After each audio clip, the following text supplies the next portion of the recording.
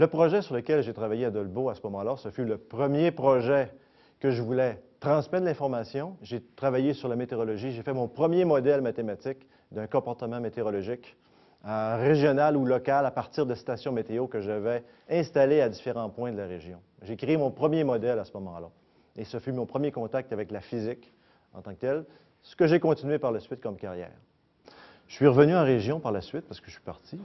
Et comme j'étais allé dans le secteur de la formation, j'ai vu des publications faites par le Conseil du loisir scientifique qui m'a permis de voir, ils sont impliqués à tel niveau, à tel niveau, à tel niveau chez les jeunes. C'est le public que je touchais comme enseignant.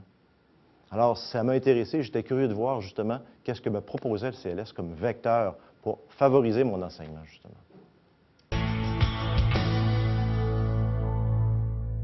La transition du CLS, du loisir scientifique vers la promotion de la culture scientifique, s'est fait un peu, à mon avis, naturellement.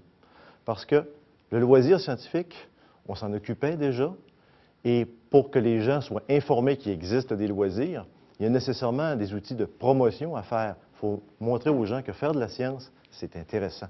On est à l'époque des médias, la télévision, la radio. Pour rejoindre des gens, on a besoin de ces ressources-là. Aujourd'hui, ce qu'on retrouve souvent dans les journaux, ce sont des événements, oui, politiques, oui, économiques, du sport, mais très peu associés à la culture scientifique.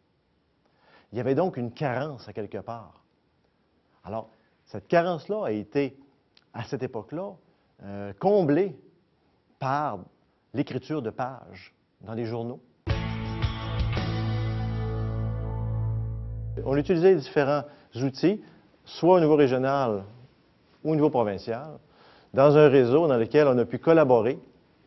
Et ce réseau-là nous a permis justement d'uniformiser certains produits régionaux et qui ont eu un rayonnement même provincial. Alors, l'école a évidemment des champs d'activité et les jeunes ont différentes opportunités et différents savoir-faire. Alors, ils veulent les mettre en perspective et ça donne des éléments déclencheurs à ces jeunes-là. On dit « Hey, j'ai adoré faire ça, construire, innover, avoir des idées ». Et c'est ça, encore une fois, la promotion des cultures scientifiques. On la voit en action là, maintenant, avec ces activités-là.